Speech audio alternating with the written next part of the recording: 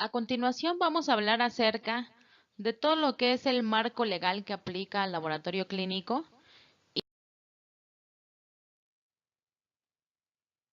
Comenzaremos hablando acerca del marco regulatorio, es decir, de los requisitos legales y reglamentarios que aplican al laboratorio clínico. Para empezar hablaremos de los requisitos establecidos en la norma ISO 9001 en su versión 2015.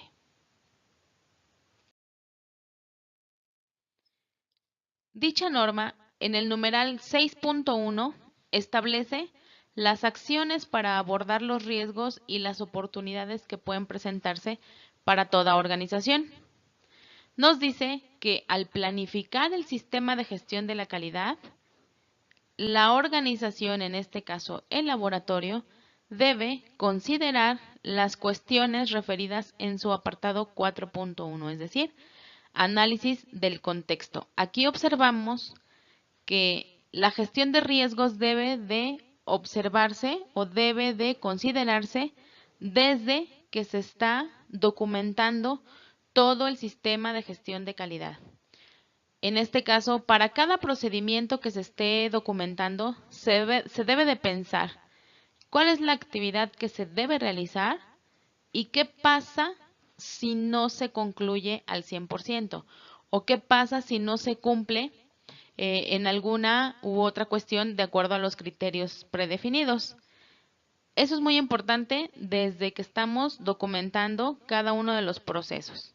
En este caso, el apartado 4.1, si lo pueden revisar en su sistema de gestión, nos habla acerca de la revisión del entorno de la organización, es decir, ver hacia afuera qué está sucediendo y qué oportunidades y qué amenazas se me están representando. En este caso, los riesgos están enfocados con relación a las amenazas y las oportunidades que podríamos aprovechar para el laboratorio es todo aquello que pudiera resultar benéfico para un buen desarrollo del laboratorio.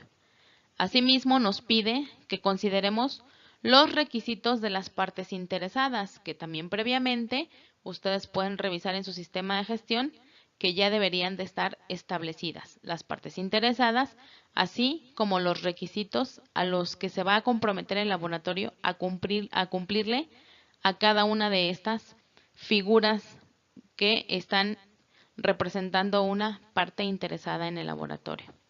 Y por último nos dice que debemos de determinar los riesgos y las oportunidades que son necesarios abordar en el laboratorio clínico, con el propósito de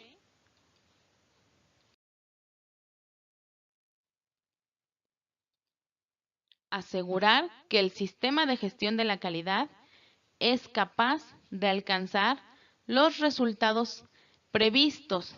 ¿Dónde pueden estar definidos estos resultados previstos?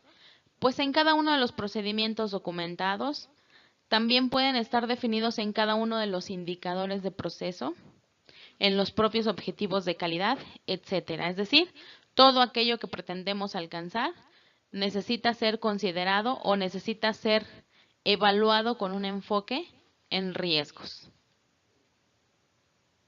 También nos dice que consideremos los riesgos y las oportunidades con el efecto de incrementar los resultados que esperamos en el laboratorio, es decir, incrementar las posibilidades de que estos objetivos, de que estas salidas esperadas se cumplan. También es importante que se consideren las medidas para prevenir o reducir los efectos deseados por alguna no conformidad o por un riesgo al cual se vea presentado y por lo tanto pudieran verse afectados los resultados que entrega el laboratorio.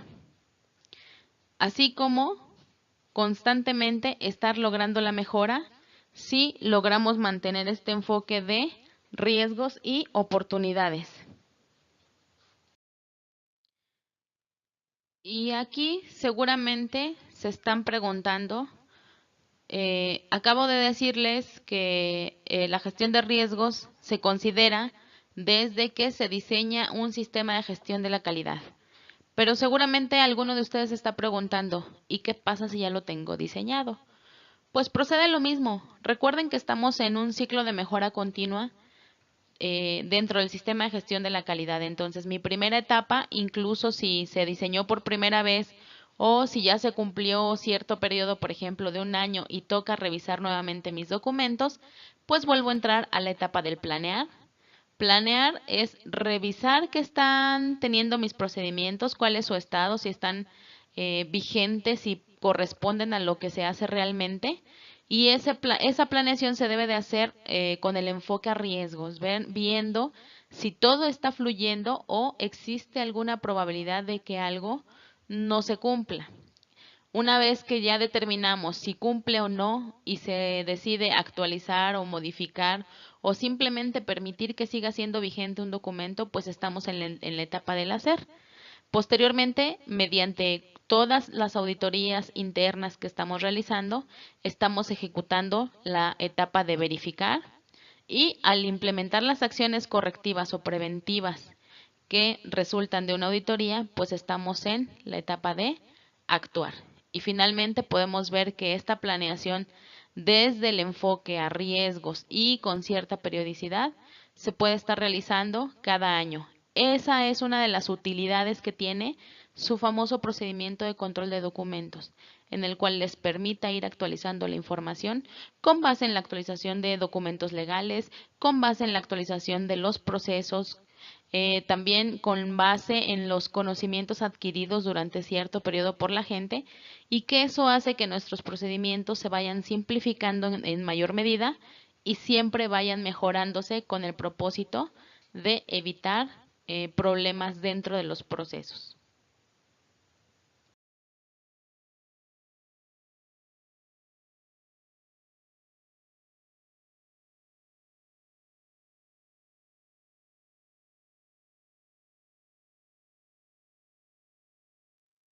Ahora bien, si nos enfocamos a observar los requisitos de la norma ISO 15180,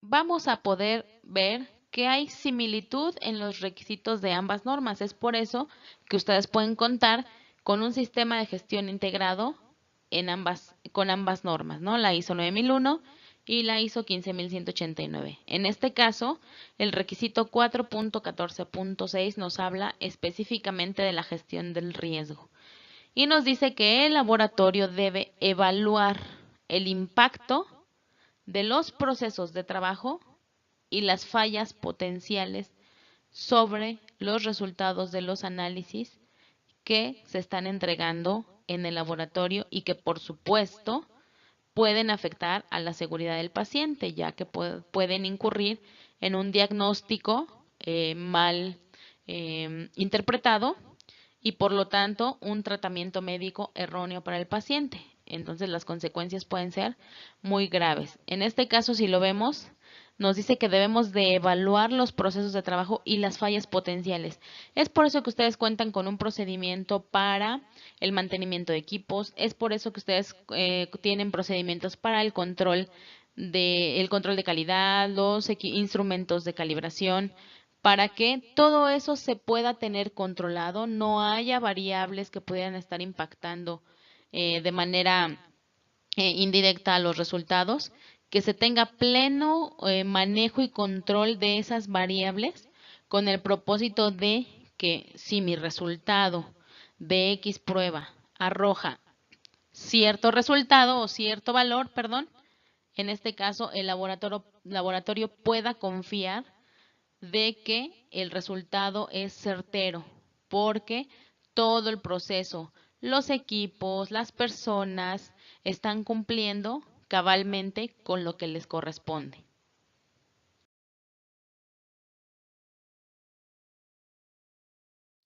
Y en caso de encontrar alguna situación de riesgo, nos obliga a modificar los procesos con el propósito de reducir o eliminar los riesgos identificados, así como documentar las decisiones y las acciones tomadas, con el propósito de dar un seguimiento y trazabilidad a estas modificaciones.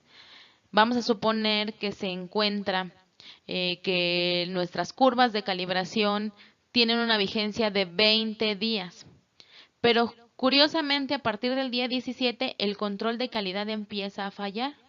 Bueno, eso nos obliga a que, con el propósito de analizar la situación de nuestro proceso, tengamos que modificarlo. ¿Qué significa? Que tengamos que, de cierta manera, revalidar o considerar recortar esta vigencia de nuestra curva de calibración con el propósito de que tengamos tantas fallas. Si ya estamos viendo que existe una tendencia en mi curva de calibración y que a partir del día 17 las fallas en mis procesos se están incrementando o en las fallas en la liberación de mi control de calidad interno, pues ¿qué voy a hacer? Ahí voy a modificar mi proceso para considerar un tiempo de vigencia de 17 días, porque así me lo ha indicado las tendencias que hemos tenido.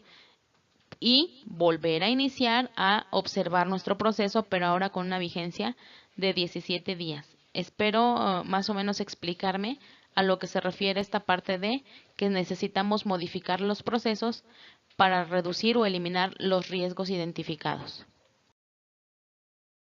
La norma ISO 15189 establece que el laboratorio debe contar con una metodología. En este caso es muy importante que en el sistema de gestión de la calidad se encuentre documentado una serie de pasos que se van a seguir para poder gestionar riesgos, porque en este caso la norma pide una metodología, no importa cuál. El laboratorio puede seleccionar cualquier metodología, sin embargo debe estar documentado en la medida en la que se establezca cómo es que el laboratorio va a evaluar el impacto de los riesgos en cada proceso relacionado con el servicio de análisis clínico. Y aquí específicamente nos dice que esta evaluación del impacto debe de incluir las tres fases: la preanalítica, analítica y postanalítica. Asimismo, en cada una de las etapas necesitamos realizar un análisis de los riesgos potenciales que pueden estarse representando en cada etapa del proceso, con el propósito de determinar cuáles son los posibles productos no conformes o las fallas potenciales, aquellos factores de riesgos que nos están representando esas fallas, y también nos pide determinar cuáles son los posibles efectos de estos errores o de estas no conformidades o de estas fallas sobre los resultados que estamos emitiendo, es decir, sobre la seguridad del paciente. Y como toda metodología de tratamiento de no conformidades, nos establece que debemos de determinar las acciones para eliminar los riesgos, es decir, eliminar la fuente del riesgo, disminuir la probabilidad de que ocurra un riesgo, controlar los riesgos que ya están identificados y bien darles un tratamiento. Más adelante vamos a hablar de cuáles son este tipo de tratamientos que le podemos dar a los riesgos. Asimismo, necesitamos implementar esas acciones que se determinaron y tienen que hacerse de acuerdo al tipo de riesgo identificado. Es decir, normalmente es a problemas grandes, soluciones grandes. Y por supuesto, hacer seguimiento para verificar si estas acciones de verdad nos ayudaron a eliminar la fuente del riesgo o a mitigar el impacto del riesgo sobre la calidad de los resultados del paciente. Es decir, nos pide que hagamos el seguimiento de la eficacia de las acciones implementadas para contrarrestar los riesgos. Como parte de las actividades de seguimiento a la revisión de los requisitos legales y reglamentarios, vamos a pedirles por favor que lean el reglamento que se adjuntó vía correo electrónico y que por favor lo analicen desde el punto de vista del cuál es la responsabilidad del laboratorio clínico y cómo es que mi función o mi actividad contribuye al cumplimiento de ese reglamento. Asimismo, dentro de lo que les estamos solicitando es que por favor visualicen su actividad como parte de un proceso.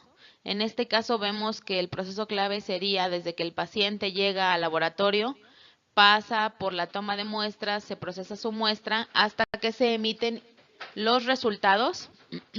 Y, por supuesto, cada uno de ustedes cumple una función importante para el buen desempeño del laboratorio. En este caso, como podemos ver que al inicio del proceso hay una inspección, este rombo representa una inspección. ¿Qué significa aquí? Que tenemos que garantizar que el paciente viene en las condiciones adecuadas para poder realizar la toma de muestra. Y así sucesivamente vamos a ir teniendo para ver si la muestra es adecuada para que pase al análisis, si el control de calidad interno está adecuado para que se procese la muestra, y al final vamos a tener que evaluar los resultados para poder validarlos y verificar que realmente los resultados correspondan con el cuadro clínico y que son confiables para poderse emitir. Esta es una representación de diagrama de flujo lineal, sin embargo recuerden que estos rombos representan decisiones en el cual podemos decir que si cumple, continúa el proceso. Si no cumple, entonces, ¿qué se necesita hacer? Este diagrama de flujo necesitamos que ustedes lo visualicen como tal con sus símbolos y su secuencia lógica, porque sobre ese vamos a trabajar para la identificación de los riesgos en cada una de las actividades. Esperamos que sea de mucho provecho para ustedes.